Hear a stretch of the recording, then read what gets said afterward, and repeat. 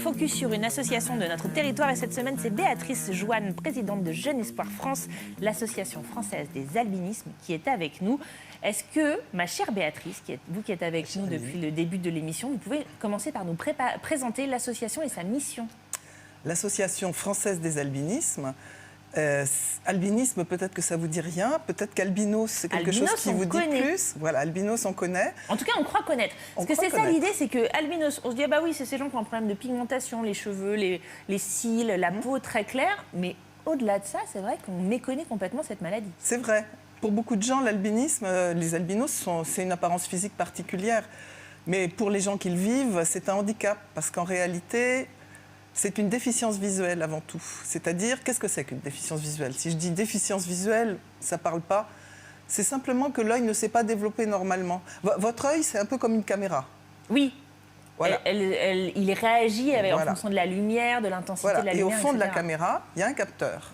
Eh ben, dans l'œil des personnes albinos, la rétine, qui est le capteur, c'est mal développé. Et ça, c'est quelque chose qu'on ne peut pas corriger. Donc, ça veut dire que les personnes, elles ont une vue qui est déficiente. Et c'est définitif. Et les lunettes servent à rien. Et les lunettes ne servent à rien. Alors, elles servent à quelque chose quand même, les lunettes. Tiens, on a déjà appris un truc. Oui, je ne savais pas du tout que c'était lié. Ouais. Elles servent quand même à quelque chose, parce que les personnes albinos, elles peuvent être myopes, elles peuvent être hypermétropes, elles peuvent avoir des défauts visuels comme vous. Et évidemment, on va mettre des lunettes à ce moment-là pour corriger ces défauts. Parce que si en plus d'avoir un capteur qui est déficient, vous avez en plus devant un objectif qui ne marche pas, alors là, évidemment... Le parallèle est bien. Voilà. Et donc, notre association a pour but d'informer sur cette maladie, ce que je viens de faire, mais aussi de rassembler les familles, de les faire partager leurs expériences. C'est ça.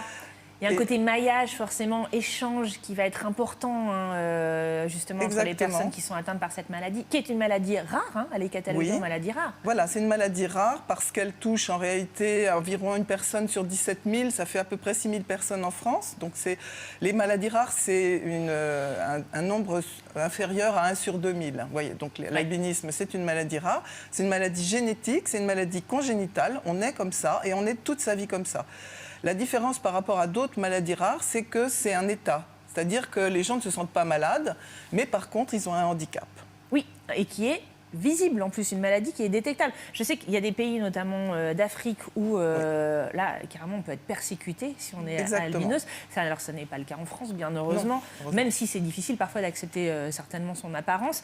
Du coup, il y a plein de choses que vous faites, notamment donc, pour informer les gens, mais aussi pour lever des fonds. Et j'ai envie de parler tout de suite sur la nouvelle actualité de Jeune Espoir, puisque le prochain rendez-vous pour vous soutenir, ce sera cette exposition du 6 au 22 décembre à la Galerie du Parc à Jouer-les-Tours. 10 artistes vont se mobiliser pour vous. Expliquez-nous un petit peu ce qu'on va pouvoir découvrir dans cette exposition. Alors, 10 artistes, c'est-à-dire 5 peintres et 5 sculpteurs, qui ont été réunis grâce à l'action d'une amie, Françoise Olivier, qui nous connaît, voilà, et que je remercie vraiment du fond du cœur. Elle nous connaît depuis très longtemps, elle connaît mes enfants, puisque si je suis présidente, c'est parce que je suis concernée, parce que j'ai 3 enfants atteints d'albinisme. Et donc, elle a souhaité faire une action pour soutenir la recherche sur l'albinisme. Et donc, grâce à cette exposition, grâce à vos achats, puisque finalement, c'est l'occasion, les cadeaux de Noël... Exactement. Bon, pourquoi pas offrir une œuvre d'art? Quelle bonne idée. Oui, alors on peut se dire une œuvre d'art, c'est quelque chose de très coûteux, mais il y a des œuvres d'art à tous les prix. Et donc, des œuvres d'art absolument magnifiques. Ce sont des peintres et des sculpteurs vraiment que j'apprécie, dont je connaissais certaines œuvres, pas tous, et je remercie tous ceux qui se sont réunis autour de Françoise Olivier pour cette action au profit de notre association. Et on a vu passer d'ailleurs à l'antenne, grâce à la régie, plusieurs œuvres de ces artistes. On va les citer, il y a Nadine Janin, Dominique Le Guillou, Chantal Nolorgues, Françoise Olivier, Marie-Christine Théré, on prononce Théré ? On va dire oui. Et puis Laurent Vermèche. Ça, c'est l'association, c'est l'exposition. On en voit encore là des œuvres. Merci beaucoup à Basile qui nous les envoie en régie. Est-ce qu'il y a d'autres choses qu'on peut faire pour vous soutenir le reste de l'année ? Alors, on peut nous soutenir toute l'année parce qu'on a un site internet, on peut nous faire des dons sur ce site internet. Qui sont défiscalisables puisque vous êtes une association. Bien entendu. Alors, ces dons, on peut en faire pour plusieurs buts, pour soutenir la recherche sur l'albinisme, mais aussi pour soutenir nos actions. Parce que, comme j'ai dit, on informe, et pour informer les familles, en particulier, on informe les jeunes parents. Quand vous découvrez que votre enfant est albinos, ça peut être très tôt, ça peut être plus tard, parce que dans certains cas, c'est pas forcément aussi visible que ça. Eh bien, on est extrêmement déstabilisé. Moi, personnellement, quand on a découvert l'albinisme, mon premier enfant, on m'a dit « Considérez votre enfant comme non-voyant ». Ah ouais. Donc, c'est quelque chose de très dur. quelque chose qui est un choc dont certains ne se relèvent pas. Donc on fait tout pour essayer de les aider, leur donner des conseils. Donc on a en particulier développé un certain nombre voilà, on a des outils. Donc on a des livres comme par exemple celui-ci qui s'adresse aux parents de jeunes enfants. Mon bébé est atteint d'albinisme. Ou plus tard, un livre qui s'adresse à des enfants plus âgés, d'âge scolaire, qui peut être lu par l'enfant, qui peut être lu en famille. C'est l'albinisme expliqué aux enfants, aux parents. C'est quelque chose qui permet de voir le vécu finalement d'un enfant, les difficultés qu'il rencontre à l'école. Il ne voit pas le tableau, il ne voit pas ce qui est écrit. Et plus tard, eh bien, on informe évidemment sur le reste, la vie professionnelle.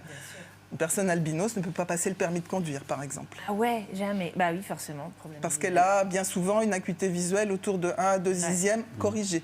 Ah là là, mais c'est incroyable. J'ai appris plein de choses avec vous, Béatrice. Merci beaucoup d'être venue dans notre émission pour en parler. Nous, on vous donne rendez-vous pour soutenir l'association à la Galerie du Parc. C'est à Jouer les Tours du 6 au 22 décembre. L'entrée est libre. Et bien sûr, il y a le site de l'association pour s'informer sur son action. C'est Jeune Espoir, G-E comme Gênes. Voilà, jeunespoir.org.